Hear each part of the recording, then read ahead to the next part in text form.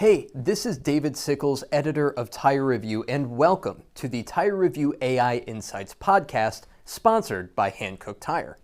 It's an analysis of the most impactful tire industry trends that could impact your bottom line, and it was built using AI that I have personally developed and trained.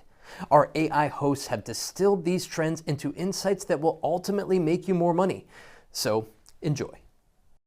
Welcome to the Deep Dive. We're cutting through September's headlines today to give you the key insights you need. That's right. We're zeroing in on, three big shifts. Market consolidation changing inventory, EVs as a real profit opportunity, and how your team boosts the bottom line. Exactly. These headlines, they're more than just news this month. They're signals, really, showing how you can adapt and, frankly, thrive. Yeah. We're seeing big players expand, new tire tech, and this growing need for shops to just run better internally. Okay, so let's unpack that market stuff first. Consolidation. Mavis adds 7 stores. Sun Auto's acquiring places. It feels like a lot for an independent owner. It can feel daunting, yeah. What's the strategic impact? How can you use this? Well, what's fascinating, I think, is how this consolidation sort of forces everyone to get sharper, smarter stocking, better supply chains. Okay. You know, distributors like K&M Tire, Tire Group International, expanding their warehouses. That actually helps you. How so? It means you can carry a more curated tire mix, less cash tied up in inventory that just sits there. Right, avoid the slow movers. Exactly. But, before even thinking about expanding locations, the advice we're seeing is clear.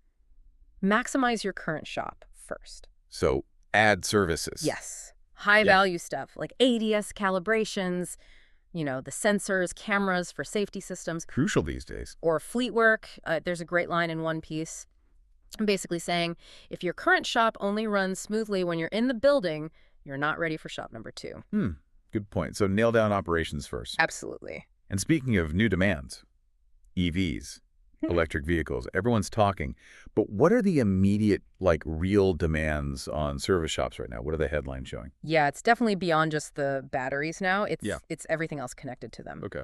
Look at Nexon's N Blue S tire. It's OE for Kia's new PV5 EV, right? That's a purpose-built electric van designed for fleets. Those specialized tires already. Totally specialized. They're talking sidewall aerodynamic technology, simpler groove designs, all for efficiency, less noise, better wet grip.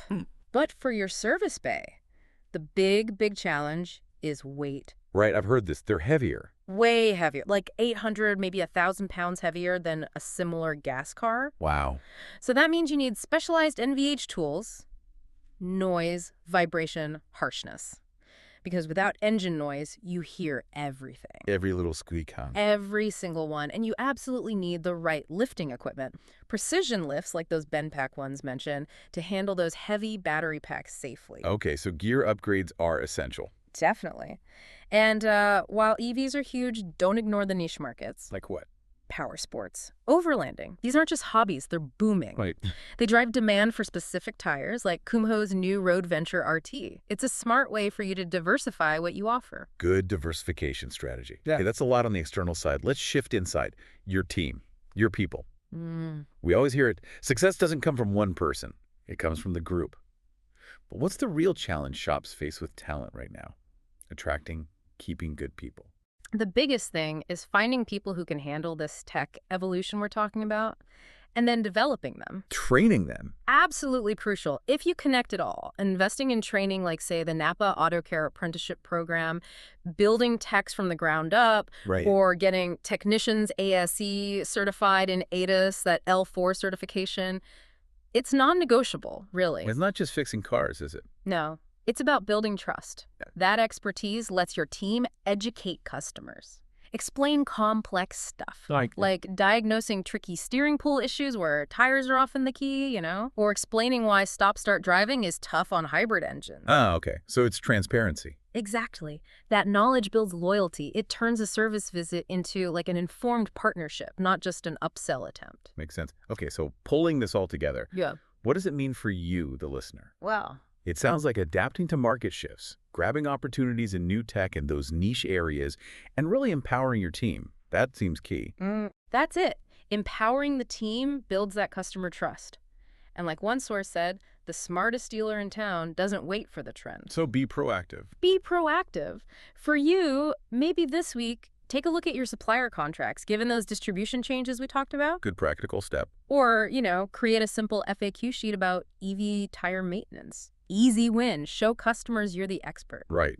Position yourself. So the big question for you listening is, how can you use these insights, starting now, to make sure your business is set up for success? Keep learning, keep adapting. Couldn't agree more. Keep learning, keep adapting, and we'll catch you on the next deep dive.